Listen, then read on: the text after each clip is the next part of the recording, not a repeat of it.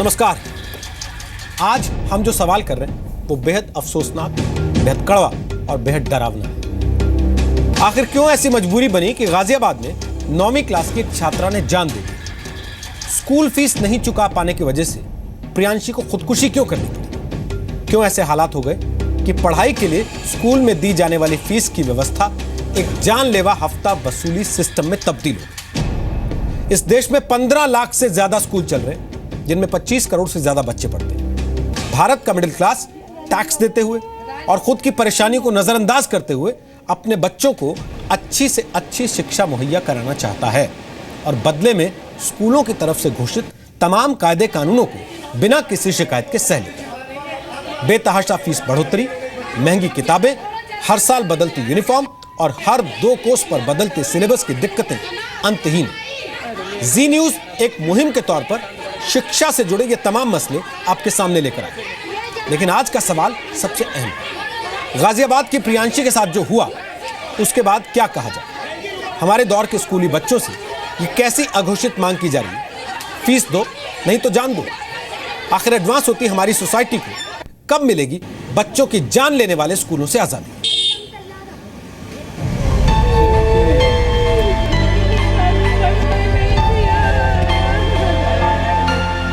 चप्पल उतारी, धड़ धड़ मारने लगी मामा को, इतना मारा घर में आके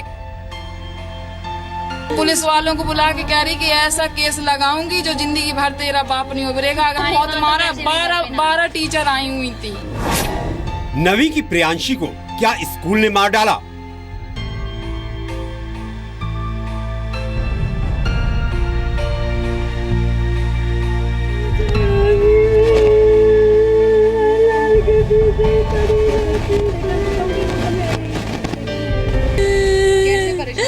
एक बार तो दुर्गेश मैडम ने मेरी बच्ची को बंद करके मारा स्कूल में।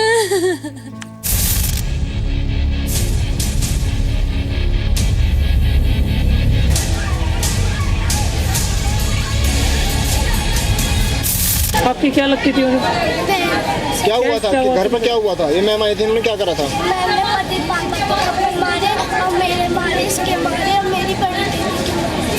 मैं बाहर गई थी तब गई थी राजा और रोते रोते अपना गेट कुंडी लगा रही थी और चुन्नी बांधी। कहाँ बांधी थी चुन्नी? अपने यहाँ पे गले पे। पीएस पब्लिक स्कूल की ये छात्रा थी और पिछले 3 महीनों से अपनी फीस जमा नहीं कर पा रही थी, जिसको लेकर उनके स्कूल की प्रिंसिपल और अन्य टीचर्स इनके ऊपर काफ़ी दबाव बना रहे थे।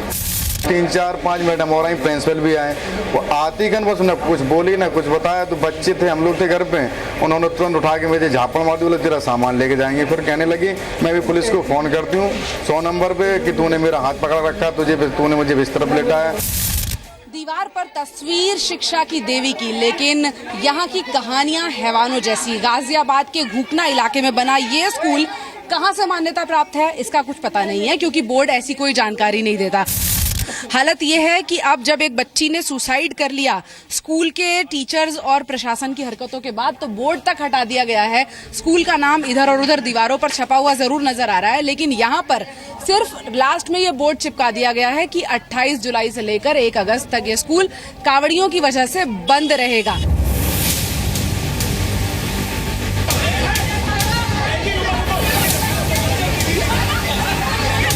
ताल ठोक के हमारा पहला सवाल है, क्या स्कूल फीस की वजह से जान देने के लिए मजबूर किए जाएंगे बच्चे?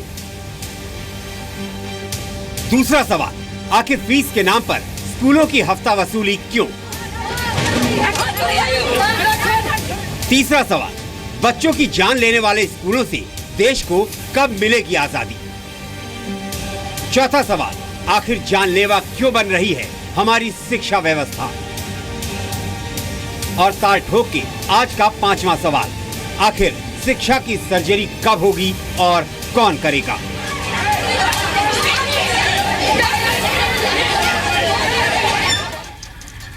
तो आपको बता दें आज हमारे साथ 3 मेहमान हैं। हमारे साथ रतन सिंह तोमर है। प्रियांशी उन्हीं की बच्ची थी। बेहद अफसोसनाक और दुखद मौके पर भी रतन सिंह आज इसलिए हमारे साथ इस चर्चा में शामिल हो रहे हैं क्योंकि वो अपनी बच्ची के लिए इंसाफ चाहते हैं और हम ये चाहते हैं कि उनके जरिए कम से कम देश में एक बहस शुरू हो कि स्कूल तो हफ्ता वसूली के केंद्र ना बने। हमारे साथ सैयद असीम वकार होंगे, जो कि समाजवादी पार्टी के नेता और प्रवक्ता हैं। अक्सर आपने टीवी चैनल्स पर उनको पार्टी का पक्ष रखते हुए देखा है। हमारे साथ प्रोफेसर JS राजपूत हैं, जो कि शिक्षाविद हैं, NCERT के पूर्व निदेशक हैं। स्कूली शिक्षा में हुए सुधारों में उनका बड़ा रोल रहा है। सैयद असीम वकार, सबसे पहले मैं आपसे एक सवाल पूछना चाहता हूं, इसको राजनीति से परे रखते हुए, इस बात को भूलते हुए थोड़ी देर के लिए, कि यूपी सरकार के प्रतिनिधि होने के नाते आपकी जिम्मेदारी को लेकर कोई सवाल उठाए जा रहे हैं। क्या आपको लगता है कि इस देश में ऐसी स्थिति आ गई है कि स्कूल भी अब हफ्ता वसूली के केंद्र हो जाएंगे और बच्चों को सुसाइड कर लेना पड़ेगा कि स्कूल उनके माँ बाप को टॉर्चर कर रहा है फीस नहीं देने के लिए? आपकी कोई आवाज़ मुझे सुनाई नहीं पड़ रही है। आपके स्टाफ के बहुत से लोग आपस में बातें कर रहे हैं, उनकी आवाज़ें मुझे सुनाई पड़ रही हैं, लेकिन आपकी कोई आवाज़ इतना सुनाई पड़ा कि असीम वकार आपने नाम लिया मेरा। जी, हो सकता है कुछ तकनीकी खामी हो और कोई लाइन क्रॉस हो जिसमें आपको बहुत सी आवाज़ें सुनाई दे रही हो। आप सुन पा रहे हैं मुझे आप ठीक से? जी, अब सवाल, जी आप सुन पा रहे हैं। मेरा सवाल ये था कि इसे राजनीति से परे रखते हुए क्या आपको लगता है कि ये ऐसी विकट सी परिस्थिति आ गई जिसमें स्कूल हफ्ता वसूली का केंद्र हो गया और बच्चे को इसलिए सुसाइड कर लेना पड़ा कि टीचर घर तक आ गए पैसे वसूल करने के लिए और माँ बाप की बदनामी होने लगी? नहीं, देखिए, ये पॉलिटिकल मैटर नहीं है, ना ही ये किसी पार्टी विशेष का सवाल है। और मैं समझता हूँ कि दसियों साल से बहुत से अभिभावक, बहुत से पेरेंट्स इस तरह की प्रॉब्लम से जूझ रहे हैं। हम आप भी उसमें हैं। मैं आपको बताना चाहता हूँ कि अक्सर दिल्ली के और बाकी जगह के हालात ऐसे हुआ करते थे, लेकिन अगर आप नज़र उठा के देखें तो मैं समझता हूँ कि ये पूरे हिंदुस्तान का एक नासूर हो गया है। जब हम लोग छोटे छोटे हुआ करते थे तो हम लोग सब सरकारी स्कूलों में पढ़े हुए हैं, और उस वक़्त शिक्षा और स्वास्थ्य, इनको सेवा कहा जाता था, मेडिकल सर्विसेज और एजुकेशन सर्विसेज कहा जाता था। आज इतने साल में इतना बदलाव आ गया है कि आज मेडिकल बिजनेस हो गया है और एजुकेशन बिजनेस हो गया है। तो सेवा से जब पेशा बन गया तो मैं समझता हूँ इसके अंदर पेशेवर जो लोग हैं मानसिकता के, वो लोग भी आ गए हैं। और जो पेशेवर लोग होते हैं वो सिर्फ उनका एक धर्म होता है पैसा कमाना, पैसा कमाना, पैसा कमाना।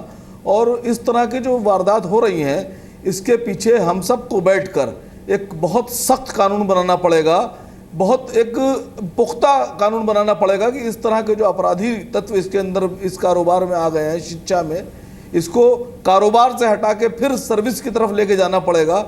और अगर हम ऐसा करने में असफल रहे तो आज तो हमने अपनी एक बच्ची खोई है।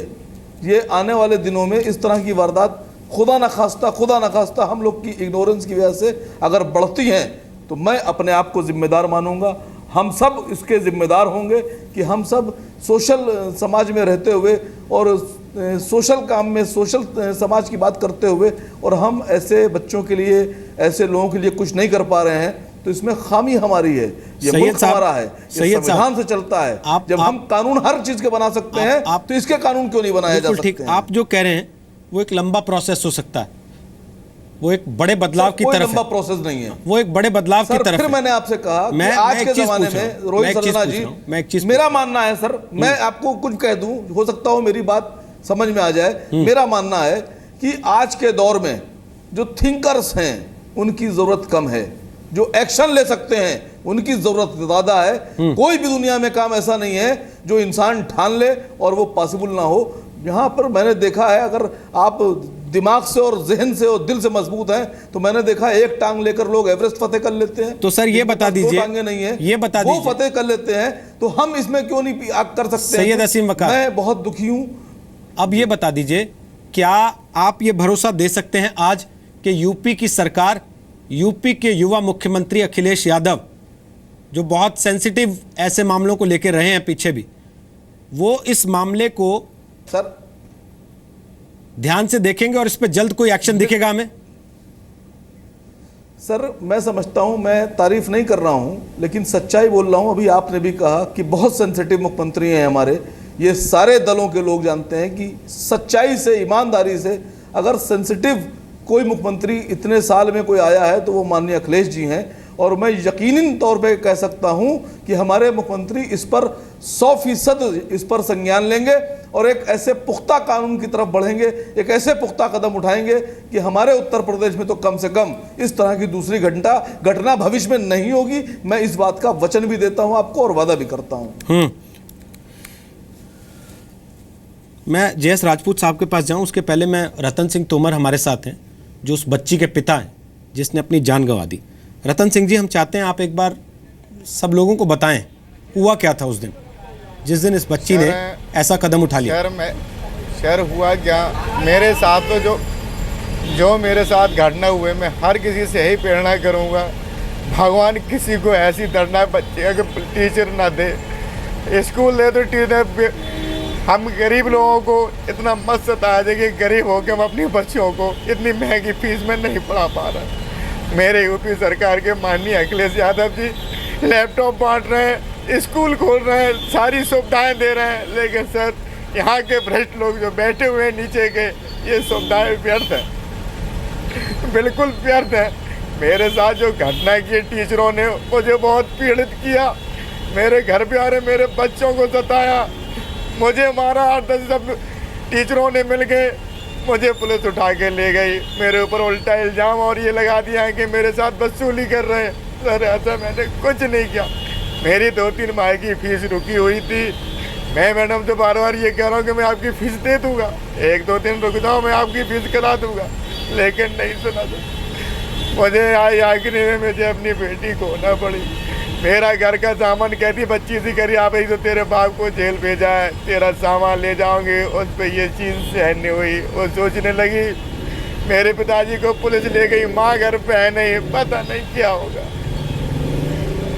सर मैं हर किसी से निवेदन ये करूँगा, जितनी टीचर हैं, ऐसे स्कूल हैं जिनकी मान्यताएं ही नहीं है, संस्था में चल रहे हैं, न 5 की न कुछ, इंटर तक स्कूल चलना। सर इन स्कूलों पर सख्त कार्रवाई की जाए, टीचरों के ऊपर सख्त कार्रवाई की जाए, सर इनको तुरंत सजा दी जाए। मेरी आप लोगों से यही प्रार्थना निवेदन है, आपकी भी बच्ची कभी होगी, आज मेरी है, कल और गरीब भाई की होगी। इस तरीके से बच्चे जाते रहेंगे, युवा बच्चों का कुछ नहीं था,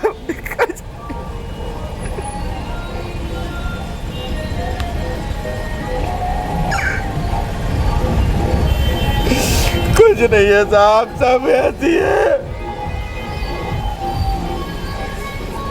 रतन जी, हम आपका दुख समझ सकते हैं, हम इस दुख की घड़ी में आपके साथ हैं, और जो बात आपने कही, हमारे भी बच्चे हैं, वो भी स्कूल जाते हैं। मैं माननीय अखिलेश यादव, सर मैं माननीय अखिलेश यादव जी से यही प्रार्थना करूंगा कि सर इन लोगों के ऊपर सख्त कार्रवाई करवाएं, सर मुझे न्याय दिलवाएं। मेरी बच्ची 16-17 साल की, मेरा भविष्य जीता जागता हुआ था, मेरा एक सहारा बनता आगे चल गए। वो हमसे कह रही थी पापा मैं पढ़ के IPS बनूंगी, सर उसके ख्वाब मर गए, कहीं कुछ नहीं हुआ। उसके सर मेडल रख के स्कूल के देख के मुझे रोना आ रहा, सर उसने ध्यान आ रहा, बच्चे मेरे मेडल, हर साल मुझे मेडल ला के देते, पापा देखो मैंने आज ये जीत लिया, आज मुझे इतने नंबर मिले, आज मैंने ये किया, अब मैं क्या करूँगा, बेदर्द हो चुका, बेसहारा।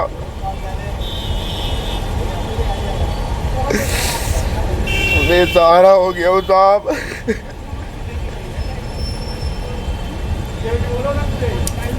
रतन जी, हम इस दुख की घड़ी में आपके साथ हैं, हम समझ सकते हैं उस तकलीफ़ को जिस तकलीफ़ से आप इस वक्त गुजर रहे हैं, और आपने बिल्कुल सही कहा, हम सबके बच्चे हैं, वो स्कूलों में पढ़ते हैं, और कभी ऐसी स्थिति किसी के भी साथ आ सकती है,